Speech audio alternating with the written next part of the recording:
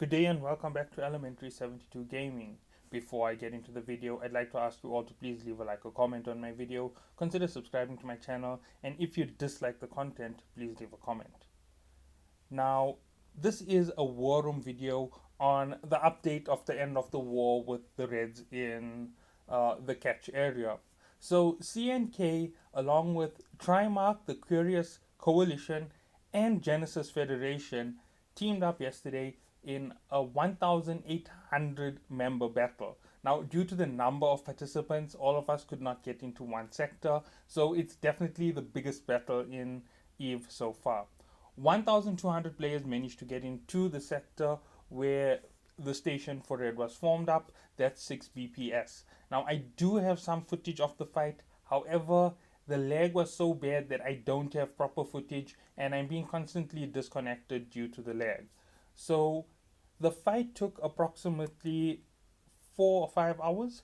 It started ahead of schedule when Genesis arrived, and 2 hours before their station came out of reinforcement, everybody was already in the fight. So the fight happened going through 3 or 4 sectors. Now, the reason why the fight occurred early was actually Red's fault. Red made a push in an attempt to take out Trimark and the Qurious Coalition, and they pushed back in their region in 9CG. So immediately the Reds fell back towards 6 BPS and they attempted an attack on CNK.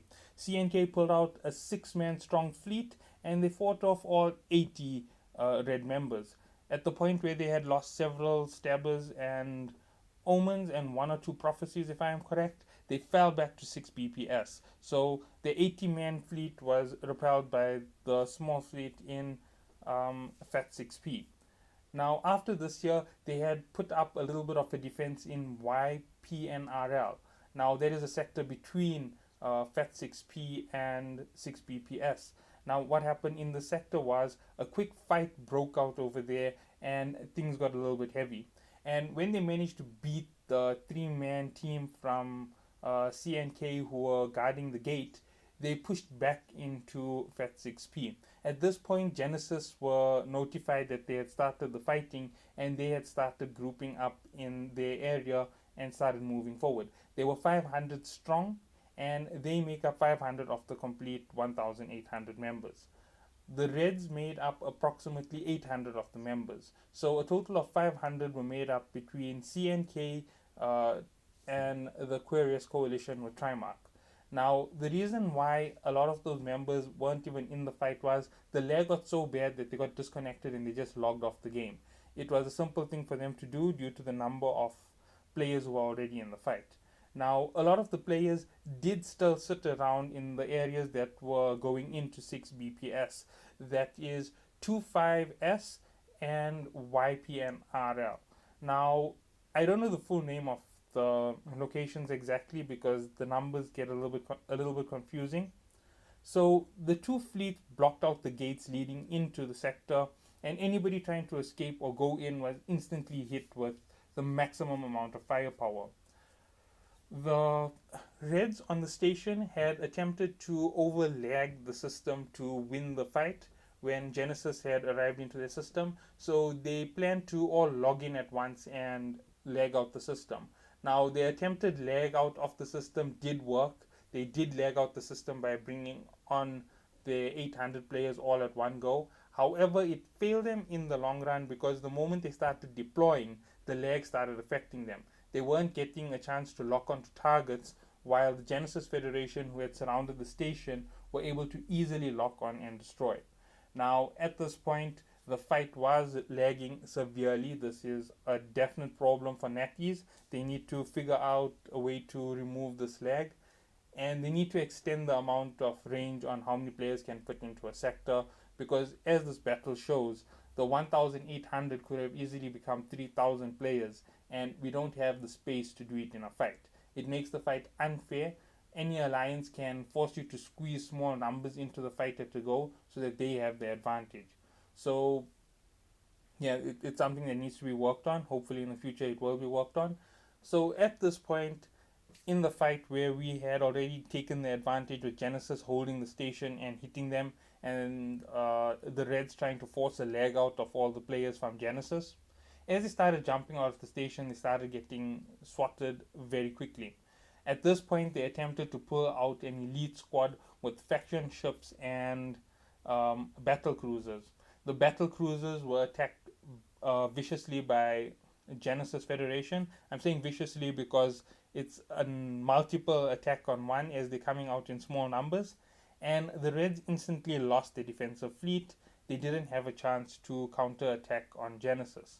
So at this point, the inner section of the sector 6 BPS was now totally lagging out on the grid where they had hidden their station. Now, the station still hadn't come out of reinforcement. There was still 1.5 hours worth of battle to go. The Reds continuously tried to pour out and were continuously repelled by extreme force. They had attempted to re-beachhead in FET 6P and try and attack us from the back. However, a small group of CNK members at FET 6P who had jumped out due to the lag decided to re-log in over there and take care of any and all stragglers. They killed several ships. I don't know the exact count of what ships and how many ships were killed in the area, but they did kill several ships and they chased them out. At this point, multiple Reds had decided to set up a gate camp between the Qurious coalition and 6 BPS. They decided to set up a gate camp to stop them. The Qurious coalition marched straight into the gate camp and took them out. Now, at this point, the sector was at 950 members. They still hadn't reached cap of 1,200. So the Qurious coalition started to move in. The outer sections were already occupied by almost 400 players in both side sectors. So that gives you a good impact on how big the fight was already. At this point, the Qurious coalition arrived, and a lot of members from both Genesis and from Trimark decided to get out of the fight. Now, this is the point at which everything turned for the worse for the Reds. When everybody jumped into the sector, those who couldn't get on grid and fight at the station had opted to stay at the gates. And this forced all the Reds who attempted to run with their equipment or ships to be met with extreme force. Now, I know that several ships did escape from the entire gates. However, about 14 or 15 ships were destroyed. They took less than 2 seconds apiece to be destroyed, and that includes battle cruisers and regular ships. So everything was being taken out at the gate, and the path leading out of 6 BPS was now totally blockaded, both on the exit gate and on the re-entry gate to the sector. Now, OP4S did not send many other recruits or other alliances to bail OP4S East out, so the Reds basically were on their own. There was opposing force East or opposing force West that were with them, and another alliance from their own Red corporation, a new branded Red corporation. They were using them to attempt to block off some of the areas which were leading in. They had a 60-man blockade leading down out of FET 6P towards HISAC. At this point, a small coalition from Qurious marched off and took them out at their gate camp, and that was the end of it from the Reds' gate camp attempts to stop any more backup arriving. Now, at this point, most of the fight had already been flushed out, and the fight had already taken a turn for the worst for the Reds. It was definitely a major factor on the lag. It really needs to be taken care of, and battles need to be a little bit more need to have a little bit bigger server to occur on, and you need to expand the space. They need to make multiple areas or something like that there for each grid. It is something that was a problem. The fact that hiding the ship off grid meant that they needed that one spot meant that you had to use a glitch to get in, and the glitch is what caused a lot of problems as well. Now, warping into the area once the station was around caused a lot of disconnects, but it didn't cause as much lag as going across the grid into the next grid. And just saying that there, I know that it's a bit confusing, but that's the overall impact that this fight had. Now, Genesis did do the bulk of the damage to the Red forces. They took out a majority of the force. I believe that about 400 of them were left at the end of the entire fight. That means at minimum 100 were destroyed. No, sorry, at maximum 100 were destroyed. At minimum, it's a much smaller figure, and most of them were experiencing the extreme lag from the overpopulation of the area. Now, there are a few other things to discuss when it comes to this region and the whole way in which this fight played out. Now, a lot of the things which you should have analyzed, which I should have analyzed on this fight, was what type of ships were being used. Now, the one thing that was very common for the Red Alliance to do was to use Omen class vessels. They were counting on the triple computer stacking to give them the 150 kilometer range on fire. However, when it failed them, they didn't have a backup plan to counter or to fight properly. Their caracals were insufficient in the fight, they were being taken out very quickly, and it forced them to pull off a full retreat. Their prophecies and their drone boats, which they had launched into the attack, were coming in too close to combat and were being taken out rapidly and easily. So they lost both opportunities to actually do a good amount of damage to the opposing fleets. And that was because of poor planning on the side of the Reds. It definitely wasn't an issue of how well they could fight. They definitely can fight well if they plan better. Their quick blockade and attempted fighting strategies were easily disrupted with stealth bombers. Coming out of stealth forced the ships to take extreme orbits. They weren't disabling the auto orbit, so there was a major flaw in the battle plans. And it also did cost them in terms of how badly they lost overall in the fight. Now, from all of this, there are several things to have learned from their mistakes in this fight. Number one, you don't ever go and attack superior enemies with underwhelming force. And number two, you never attack without an attack plan. Now, the reason why an attack plan is so necessary was CNK had actually decided that they were going to undock one at a time and force them to come closer in, because in under 160 kilometers, um, they just have one or two who would keep coming in to try and get closer and closer to hit the ships as they came in and went out. And then they told us to jump out in our pods to force them to come right to the dock.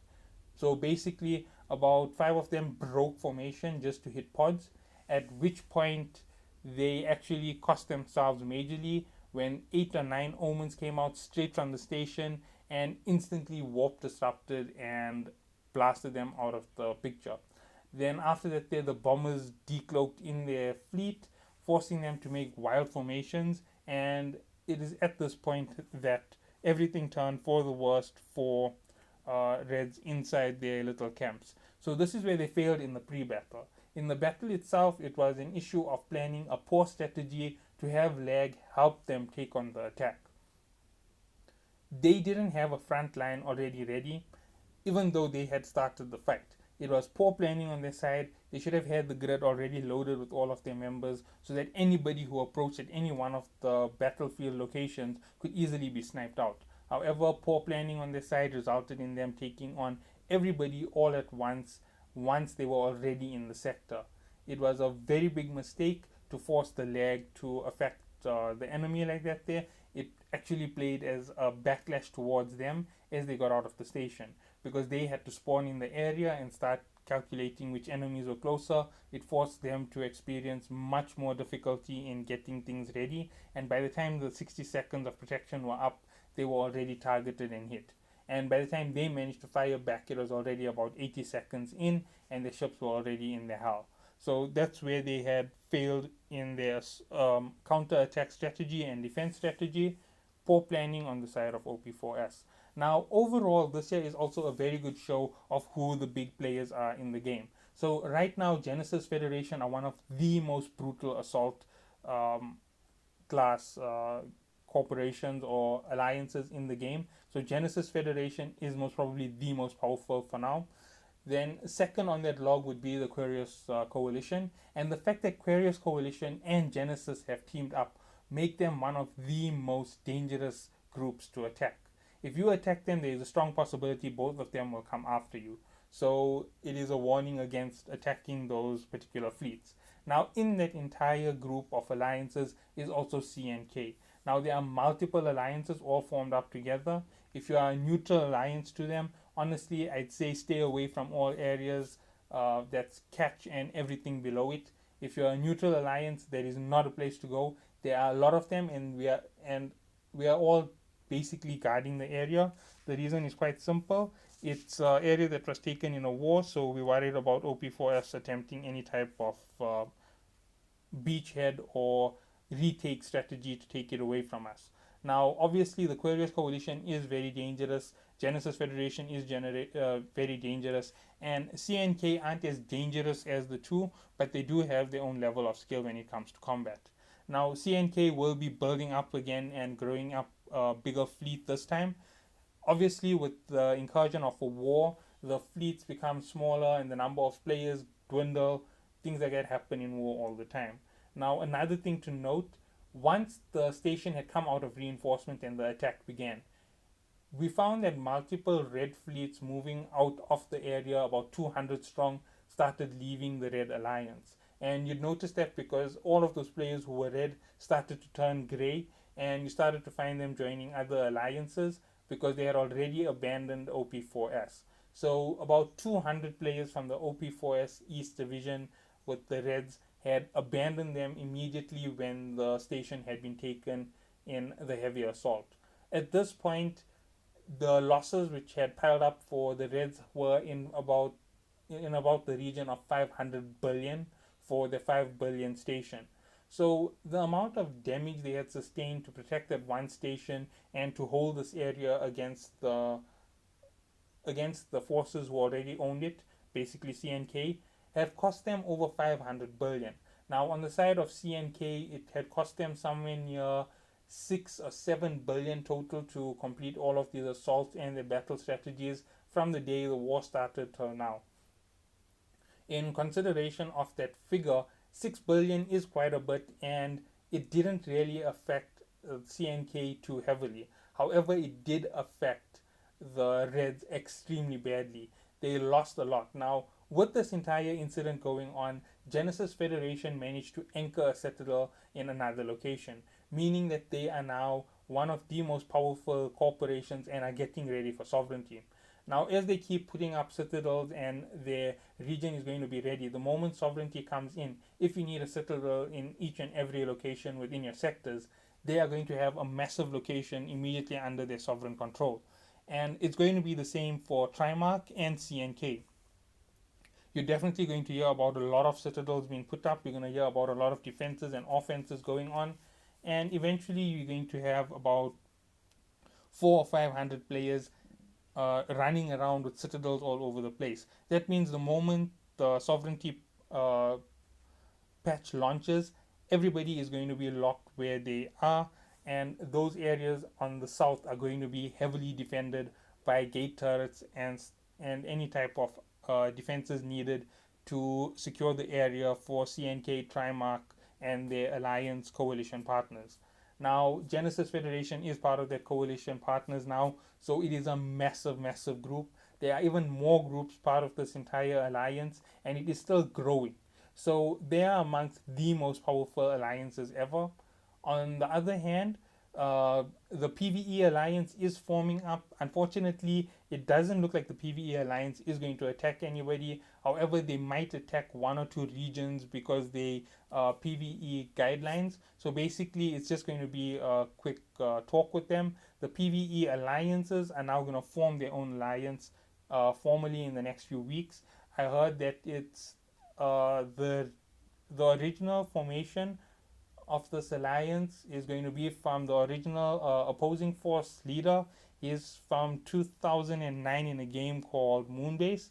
He used to run the opposing force alliance there. He took it to Eve Echoes many years later, and now he's bringing it over to um, Eve Echoes. So Eve Online to Eve Echoes, sorry. And that is the way in which it's going to be working. I do know the player for real was the leader of opposing force in 2009. I don't know if there was an older opposing force. It might be another corporation altogether that made up the name opposing force. I don't know whether OP4S is a derivation of opposing force. That's OF. That was the original logo, and they will now be moving into the region near what's this here? The Forge or the Citadel. They're going to be forming up around that area, and then they are going to be pushing out into the null sects that form the circle around PvE locations. So basically, the only thing they're going to be doing is attacking PvP players. They want to make a complete safe zone. So the moment sovereignty comes out prepared to meet the PvE alliance, they most likely will anchor a few citadels to hold off some of those areas. So Nullsec is going to become another war zone in the next few months. Most probably they're going to make a few alliances with some of the big guys. I'm hoping that PvE and Genesis join up, because PvE alliances supposedly have approximately 1,500 players in their total population. If Genesis teams up with them, that will make them almost 20,000 strong. And the only thing that Genesis would have to do would be basically to team up with their multiple alliances, give them the ally status, and mark off the nullsec areas that they decide they need for clearing out for PvE. So it will be a clear PvE location. They won't allow PvP within those areas. That's basically what they want to do. So with the sovereignty guidelines, the PvE alliance might actually do it. Now there are several areas. There's an area of catch that they want to be uh, blocked off because it passes through a low sec to low sec, so it's going to be considered a PvE area. Syndicate is a major part of it. Curse has a small piece of it, and there's one or two other small areas. They just want them to be safe zones. It's not for them to rat. It's not for them to rat in the null sets. It's not for them to assault players. They just want safe gates and safe passage through those areas. So that's the whole breakdown on the PvE alliance and what they want. And congratulations to Genesis, the Qurious Coalition, Trimark, and CNK on defeating the Reds. This is a major blow to OP4S and might lead to their complete downfall. They've already lost a major part of their alliances and partners, and it doesn't look like Genesis Federation is easing up. And OP4S, being one of their biggest oppositions, may now need to really, really butter them up with giving them massive amounts of massive amounts of concessions and giving them their way. Basically, OP4S is a dying corporation at this time, and they are really fading away due to the number of wars they had taken on. They had taken on multiple enemies and believe they could easily take it out without deploying a diplomatic strategy, and it has cost them greatly. So, thank you all for watching. Have a good day.